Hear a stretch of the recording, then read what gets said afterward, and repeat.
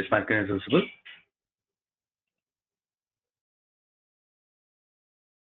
Yes, Rajiv. Yeah. So thank you everyone for joining our webinar on responsible minerals reporting.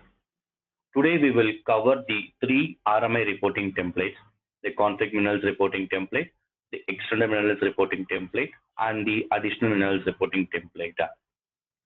I'm Rajiv and my colleague Asha from AP Engineering, and we will be walking you through the purpose of these templates, the regulatory background, and the best practices.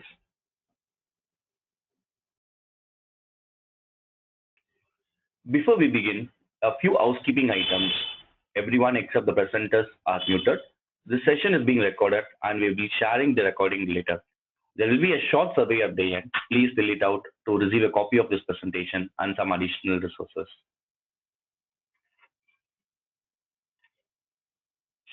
Yeah, so let me introduce APA. Our motto is your wish, our command. We tailor in solution like engineering, sourcing, compliance, cataloging for our clients. So let me explain shortly on the what APA is can doing on these four divisions. On the engineering side, supporting products and design related compliance needs. On the sourcing side, helping customers to source automobile parts across the world. On the compliance side, we provide the software solutions and regulatory support worldwide to help companies meet product and material compliance, including chemical regulations. Think of us as your partners in managing global sourcing and compliance requirements. And at last, on the cataloging side, structuring and maintaining accurate product and material data using our softwares that is being developed in-house.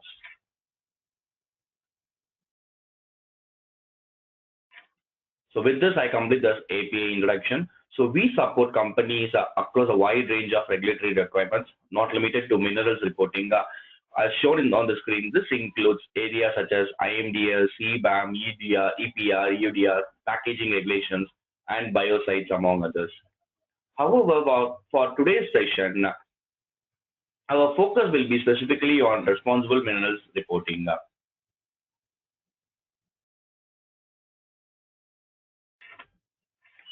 So I'm Rajiv Selvam, Team Lead Regulatory Compliance at AP Engineering. I support customers with conflict minerals, responsible resourcing, and regulatory compliance program. Joining me today is Asha TH, Senior Engineer, Regulatory Compliance. Asha works closely on the regulatory updates.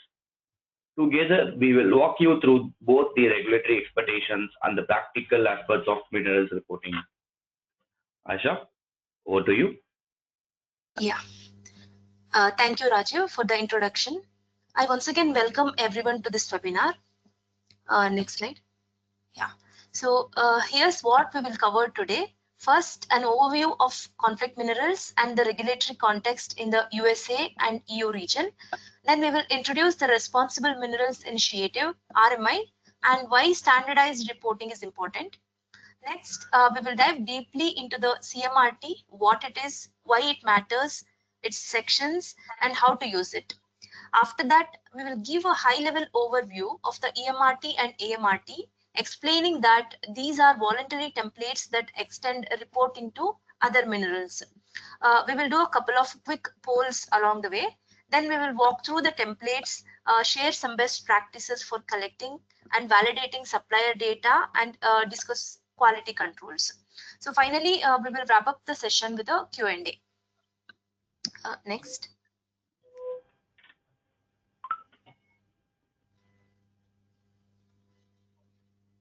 Yeah. Okay. Coming to overview of conflict minerals.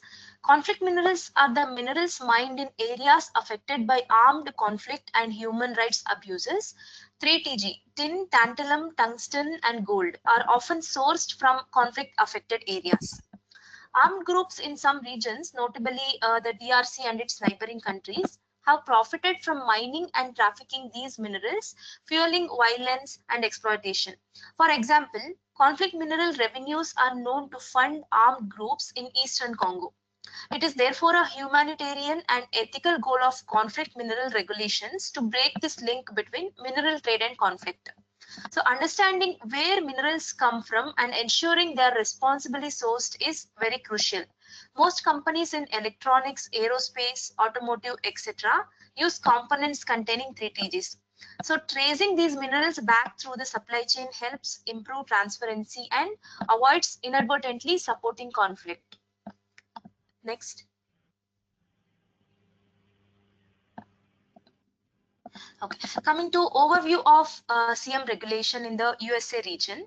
So in United States, conflict minerals reporting is required under the section 1502 of the Dodd-Frank Act. On August 22nd, 2012, the US Securities and Exchange Commission adopted a final rule that requires publicly listed companies to report annually on their use of 3TGs. The goal is to encourage companies to scrutinize their supply chains and reduce financing of the conflict. Specifically, any issuer that manufactures or contracts to manufacture products using 3TGs, if those minerals are necessary to functionality or production of the product, they must submit a conflict minerals report as an attachment to SEC Form SD. This report is filed each year, covering the prior year's sourcing. So the first reports were due by May 31st of 2014 for 2013 data. And every year since then, companies must file Form SD on or before May 31st. During the certification process, companies must say whether their conflict minerals are DRC conflict free, undeterminable, or subject to conflict issues. So the entire framework is intended to promote due diligence and prevent funding of armed conflict. Next. Coming to the European Union's CM regulation, the conflict minerals regulation took effect on January 1st, 2021. It applies to European companies that import 3TGs regardless of the mineral's origin. The European Union approach is global in scope, unlike the US model, and requires importers to source minerals only from the responsible suppliers. So under the EU regulation, covered importers are required to implement due diligence systems, identify and assess risks in their 3TG supply chains, and report certain information to customers and to the public.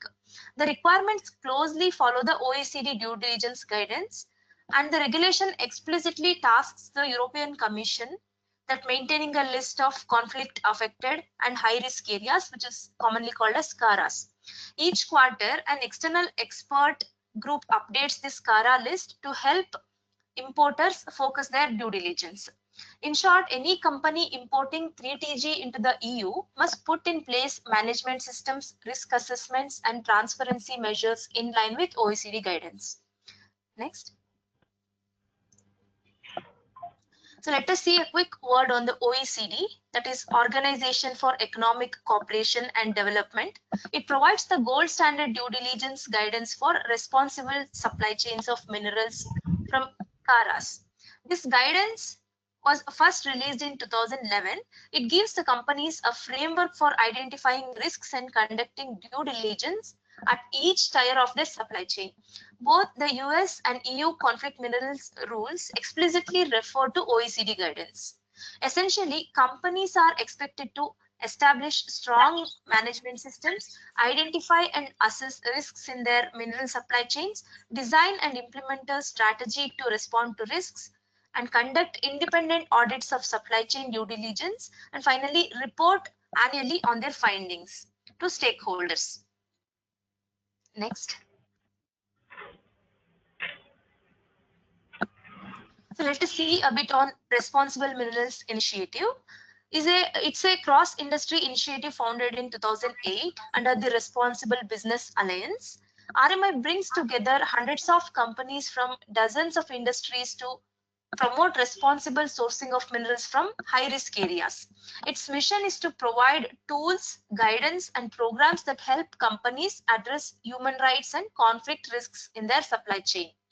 For example, RMI's Responsible Minerals Assurance Process, which in short called as RMAP, offers independent third-party audits of smelters, refiners. RMI also develops standardized tools like CMRT, which helps companies report on and communicate about which smelters and refiners are in their supply chains. Next.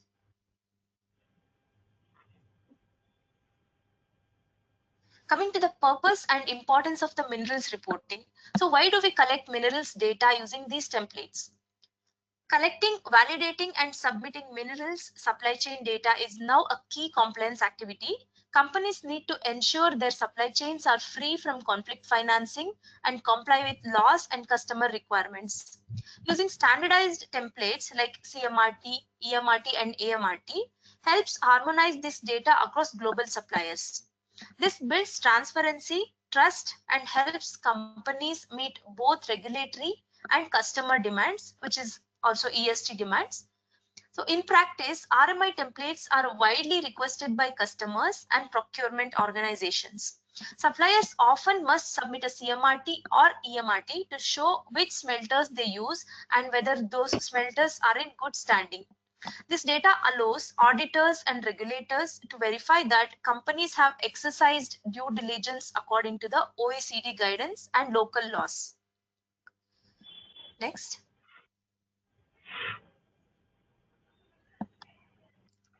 So this slide explains why minerals reporting is important from a regulatory, business, and stakeholders perspective.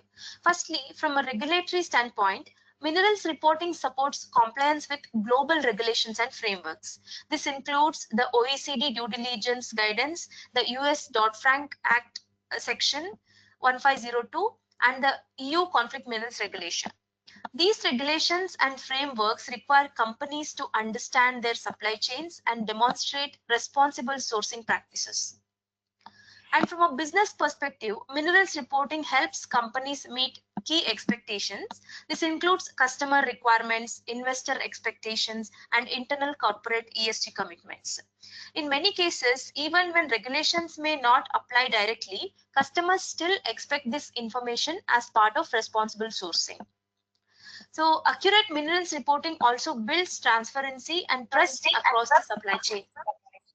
By collecting and validating this data, companies improve credibility with customers, investors, and other stakeholders.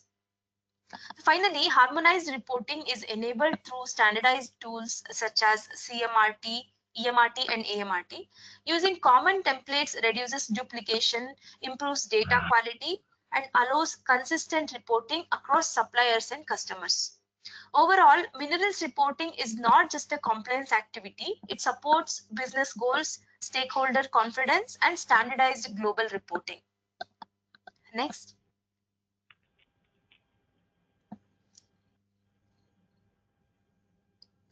So let us see its impact. Who needs to report? Any company impacted by RMI requirements, essentially companies that manufacture products containing 3TG or other minerals, should collect data from their supply chain using RMI templates. For US publicly traded companies, CMRT submissions feed into the Form SD filings. For EU importers, they support due diligence reports. Even non-US or non-EU companies may be asked by their customers to provide CMRT or EMRT data to demonstrate responsible sourcing. The bottom line is, if you use any minerals in your products, your customers or regulators may require you to gather and validate this information from suppliers. RMI templates give everyone a common language and format to report that information. Next.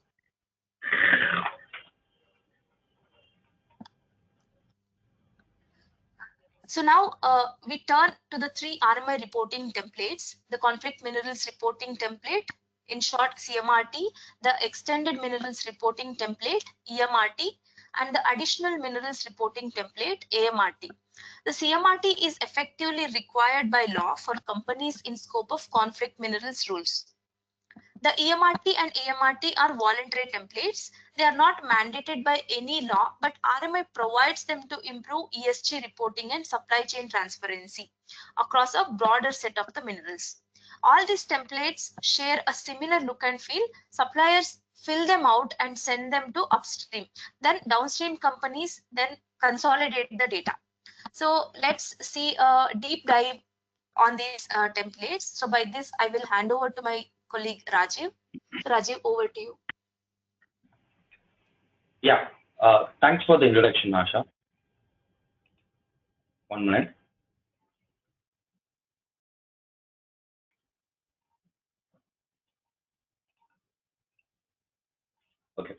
So I'm going to explain both regarding a CMRT template.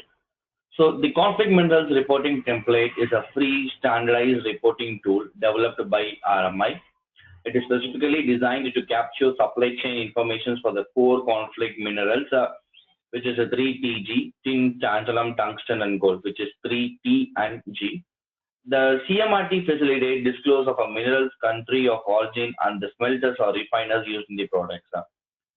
Companies used to show compliance with Section 1502 of the US Dodd-Frank Act and with the EU conflict minerals regulation.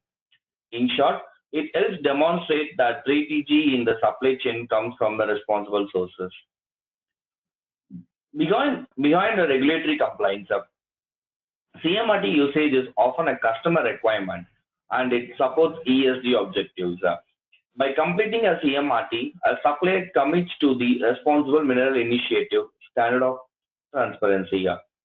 This template also identified any smelters or refiners in the supply chain that might need auditing by RMI assurance process. So coming to the next slide, these are the sections of the CMRT. CMRT is organized into several worksheets. Key sections include companies list, suppliers corporate information, product list, list of products or parts that may contain 3TG, declaration, a questionnaire about 3TG use and due diligence practices. And last, the smelter list, a list of smelters or refiners with a unique RMI IDs. There are also a standard smelter list preloaded in the template and a compliance tab with the instructions. For example, on the declaration tab, the supplier answers whether it has established a conflict minerals policy, whether it requires suppliers to be a conflict free, and so on. So these questions map directly into the due diligence steps under the OECD guidance. The smelter list is where you enter each smelter name and RMI ID or search from the built-in list. The product list is used to specify which product each smelter country is associated with. Moving on to the next slide. So here's the submission process. So how the overall process looks like. So there are some typical process. First, identify the applicable supply chain. Any suppliers of components or materials that might contain 3TG, which is often a top tier suppliers. Explain the regulations to them and request that they complete the latest CMRT version 6.5 released April 2025 by giving a deadline. It's best to provide the official template rather than the self-made versions to ensure consistency. Next, suppliers fill out their templates. Your team or a third party then validates the data with validations rules over 150 plus checks to verify things like completeness of required fields, consistency between the declaration and smelter entries. For example, you should check that if a supplier said yes to using 3TG in the declaration, they have at least one smelter listed. You can cross-check smelter names or IDs against the RMI public smelter list or paid dedicated smelter list to ensure they are active and conformant. Finally, the data is collected and consolidated and reported. So in a US context, it feeds into your annual conflict minerals report that's filed for on Form SD. On the EU side, it may support your due diligence report to the commissions, EU commissions. Even if you don't have a legal obligations to the file, you will typically compile the responses internally and may share them with the customers throughout this process. Maintain an audit trail of communications and versions and keep the final template securely stored. So that completes the EMRT overall looks. So now coming to EMRT, the Extended Minerals Reporting Template is a free standardized RMI template launched in October 2021. It was designed to cover additional minerals beyond 3TG, Specifically, minerals often used in the batteries and other high-risk supply chains like cobalt and mica. And as of 2025, expanded to include copper, natural graphite, lithium, and nickel. The EMRT effectively replaces the older cobalt and mica templates, combining them into one tool and broadening the scope. Like the CMRT, the EMRT facilitates supply chain due diligence. It asks about extended minerals, origin, and the refiner processes used, supporting companies' responsible sourcing efforts. EMRT completion is voluntary. No law currently mandates it, but it is strongly recommended for companies that use these minerals. In practice, many OEMs and customers ask suppliers of battery materials to submit EMRTs. It aligns with OECD guidance and even emerging regulations like EU battery. So why EMRT matters? Key points about this EMRT, it expands the scope.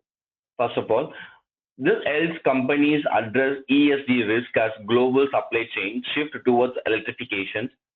The EMRT also aligns with the industry standards. It reflects RMI's IPC 1755 data standards. Crucially, the EMRT is a voluntary downstream focused tool. It is not a regulatory requirement like the CMRT. Instead, it allows downstream companies, anyone before the smelters or refiners, to collect and disclose external minerals data in a consistent way. As RMI puts it, EMRT use is an aid to due diligence and responsible reporting, not a legal mandate. Companies can choose which of the external minerals to declare each year, depending on the supply chain. That's wrap up on the EMRT. So moving to AMRT, the additional minerals reporting template was launched in November 2022 that has been rebranded from earlier pilot reporting template. This is a free RMI template again for all the other minerals not covered by CMRT minerals and EMRT minerals.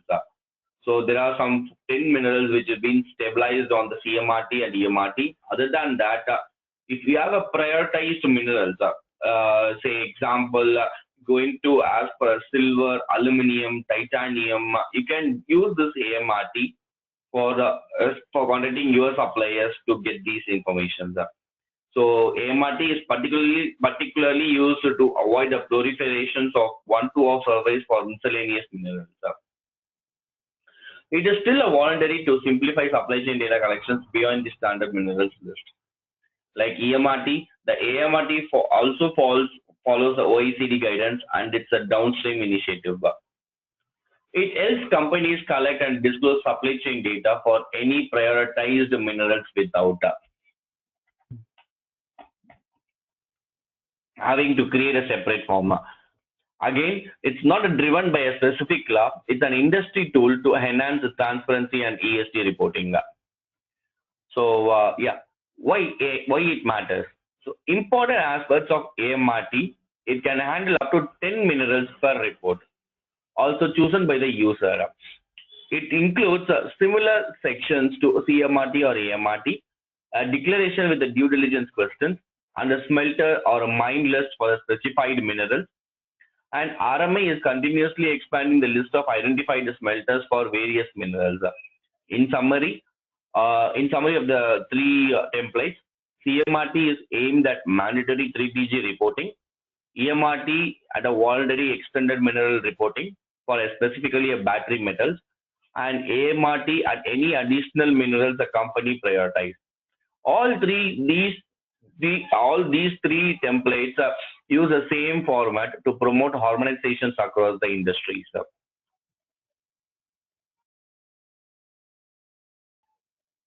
So it's time for a quick poll. 1 minute.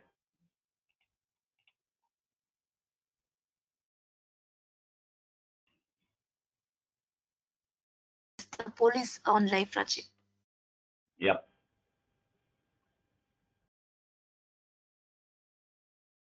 Give you another 5 minutes, 5 seconds.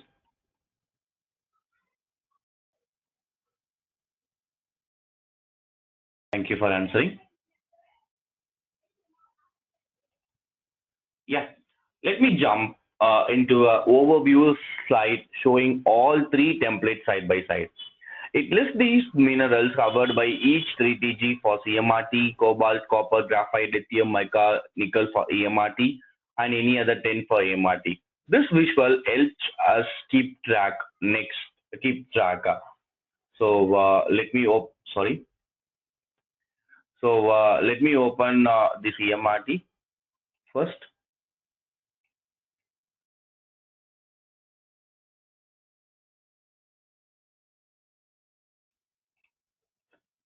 Yeah. So I will focus on the RMI conflict minerals reporting template, which is a CMRT version 6.5. This is a regulatory requirement. So the first three tabs, revisions, instructions, definitions, are provided by RMI to fill out these templates. So we may focus on the declaration, smelter list, and the product list. So these are the three green tabs that that the supplier or the supplier have to fill out. So starting with the CMRT, the first and most important sheet is the declaration sheet.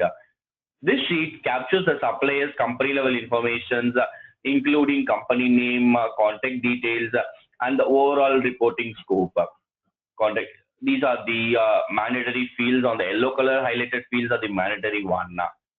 These questions helps determine whether the company uses tin, tantalum, tungsten, or gold, whether due diligence process are in place, and whether responsible sourcing requirements are communicated across the supply chain.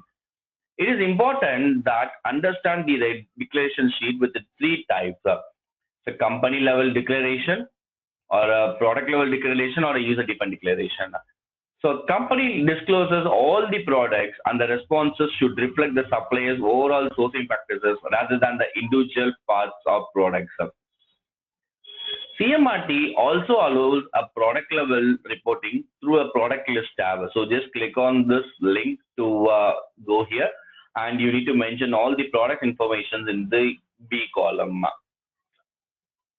So in this case, suppliers can map individual products to the declared smelters, providing greater traceability to avoid smelters of concern effectively. So another declaration is there, like user defined. It's mandatory that the supplier clearly describes the scope to which the 3-digit disclosure applies. This scope must be entered into designated text field and should be written in a way that is easier for customers or a document recipient to understand. Wherever applicable, supplier may also indicate a reference or a link to additionally clarifying information to further explain the scope. The next crucial sheet in the CMRT is a smelter list. This is where the supplier discloses smelters or refiners associated with the conflict minerals used in the supply chain. So let me show you one example. Suppose a supplier is saying tantalum is yes means they need to and the final product this contains a tantalum. So they need to come to here and mention the tantalum suppliers, tantalum smelters information.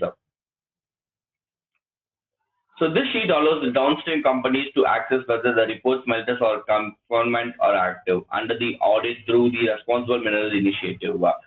The quality and accuracy of the smelter list are essential, as this information is directly supports regulatory supporting and conflict minerals due diligence. Yeah, that's all about the CMRT, and going to EMRT.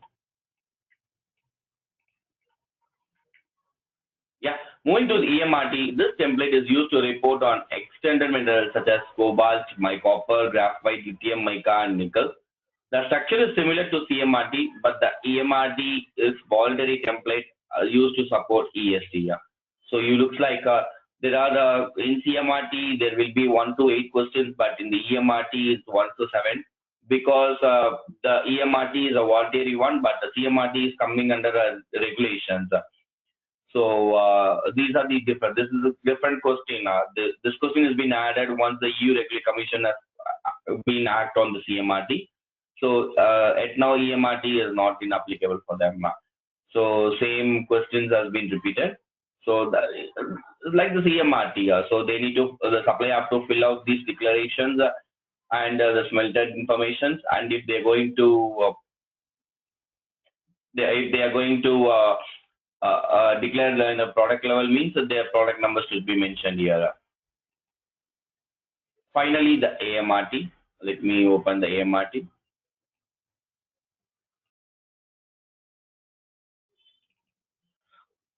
So the AMRT is used for any additional minerals not covered by CMRT or EMRT. It also allows companies to report up to 10 other prioritized minerals using the same standardized RMI template. Like the CMRT, AMRT is also a voluntary requirement and it's mainly driven by the customers and sustainability requirements.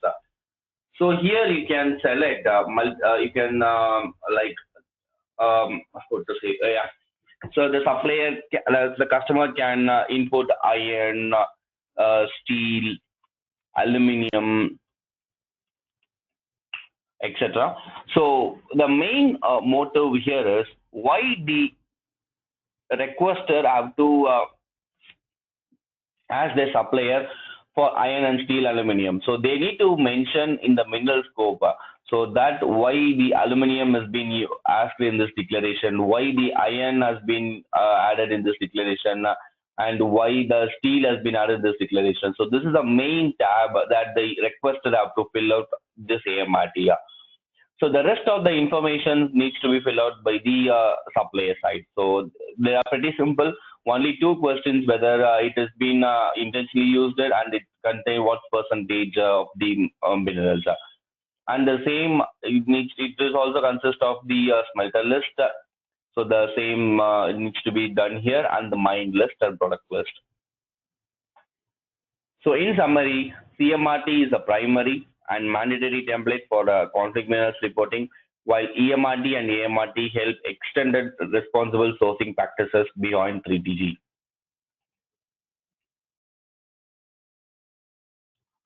So that's all about the templates. Coming back to PPT. 1 minute. Let me drink some water. Excuse me.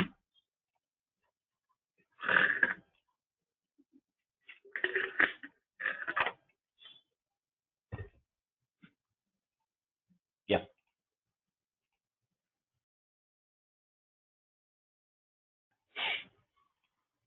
So before proceeding, note that the latest version of these templates are available on the Responsible Mineral Initiative website. The current version as of date 2025 and CMRT is 6.5, EMRT 2.1 and AMRT 1.3. You can download them at the RMI reporting template page, link shown on this slide. RMI regularly updates the smelter list and guidance, so always verify you are using the current versions. Also, RMI and other organizations provide guidance documents and FAQs for completing these templates. We strongly recommend reviewing the completion guides when you start data collection. So let me guide you on the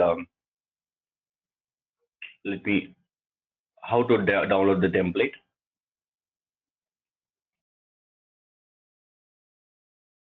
1 minute.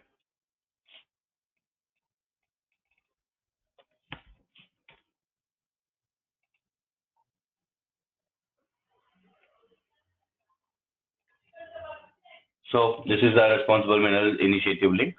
So just go to reporting templates and just click on the CMRT. So it will allow you to download the CMRT and the same external minerals reporting template, right, 2.1, and additional minerals reporting template 1.3. So here you can download all the templates and you can find some useful stuff here.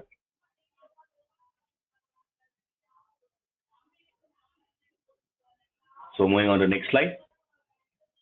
Yeah, it's time for a quick poll. Asha? Yes, Rajiv, the poll is live. Yeah, I'm giving you 10 seconds, 10 to 15 seconds to answer the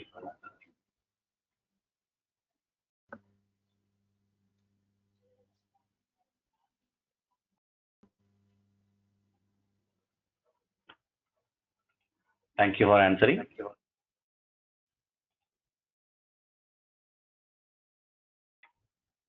Continue.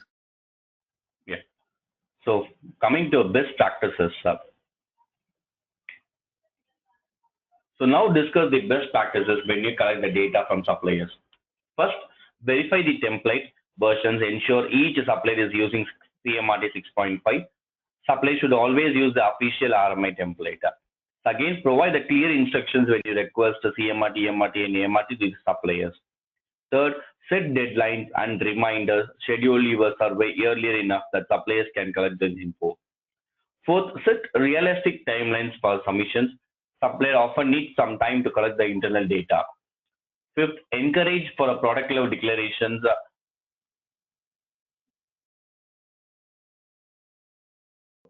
I'm sorry. Yeah. Fifth, encourage the product level declarations from the suppliers, which is like more traceability by linking the minerals data to the specific products or product lines, specifically, especially when customer specific reporting is needed.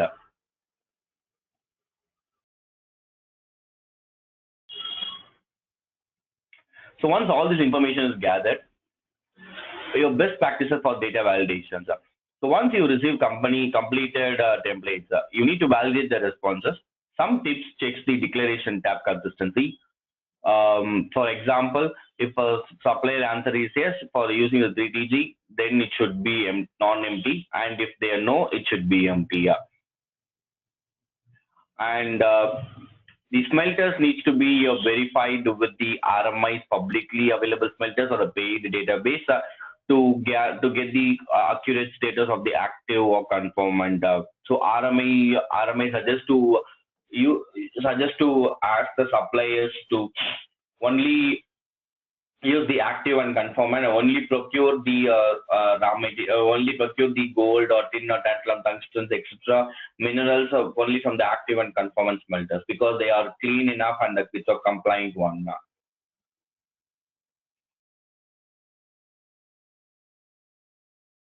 So yes, maintaining how you maintain. So maintaining a high data quality is an ongoing process. Keep audit trails of all communications and revisions. Who sent what and when. Track metrics like how many suppliers responded on time and how accurate the data is. Store the final validated template securely within your system. It's your responsibility to keep these records. Treat them as important compliance documentation. After review, provide feedback and training if you notice common errors among multiple suppliers, considering providing a guidance or training or arranging a webinar, etc. Finally, commit to continuous improvement. Use your expert experience from each reporting cycle to refine your process. Update your request templates, share lessons learned with your suppliers, and watch for any regulatory changes. Example, a new Kahara's areas or a scope of expansions for the next year is going to come. So that concludes our presentation.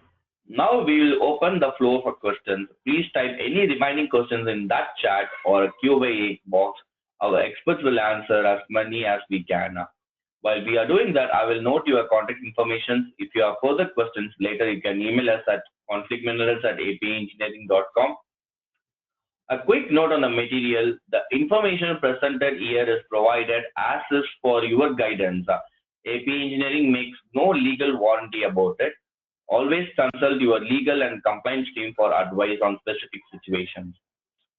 Thank you for attending today's webinar on CMRT, EMRT, and AMRT. We hope this has been informative.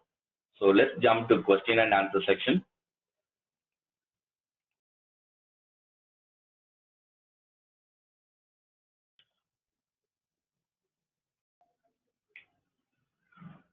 Yeah, one question came like, should we submit a CMRT at company or product level? Yeah. So in most cases, the suppliers or the submitter prefer the company level CMRT as long as it accurately reflects the sourcing practices for all the products supplied. There is no problem at all.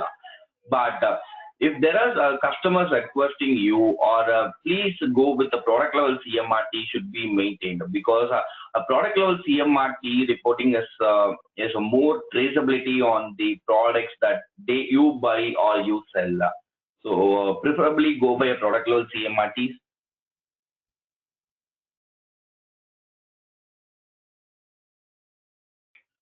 Yeah. Next question is, what should we do if we do not know all the smelters in a supply chain? Yeah, that's a nice question, but we need to have some base information from our suppliers. So that's the main motto.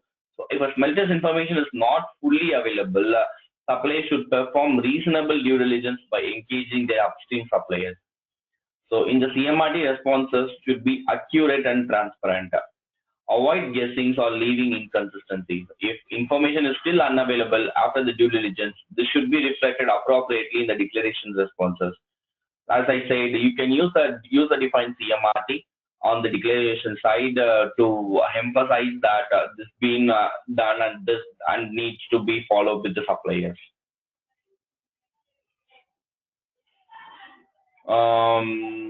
Yeah, next question is it acceptable to modify the CMRT template or submit our own format? No, not at all.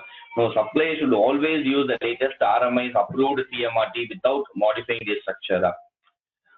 Modified or customized formats often fail validations. Like typically, it will reject by your customers, and it doesn't align with the RMI standards requirements. So this is not an acceptable modification. I mean, just go by the RMI's latest RMI's templates. So now the 6.5, 1.3, 2.1 are the predominant one. Please go by that. So yeah, we have a couple of minutes left. The last question was from the side. For user-defined CMRT, how should the scope be explained? Yeah, it is a mandatory for the user-defined CMRT. It clearly describes what we need, how the scope of this CMRT or EMRT or AMRT is being prepared. I mean, like you're seeing some modifications on the supplier responses, right? So you don't get any smelters information from your supplier, but the minerals are be present, or the scope description should be entered in the designated text field. So where else, I mean, by reading out the description of the scope, the suppliers or the customers or the requester have to be cleared why the submitter has been submitting the CMRT on the user defined one. That was a nice question. Thank you thank you. Yeah, with this we complete our webinar. So please reach out us at conflictminerals@apengineering.com for any conflict minerals regulation support or any regulation support. You can just drop an email to us. We'll happy to assist you. Thank you for your time. Thank you. Thank you, everyone.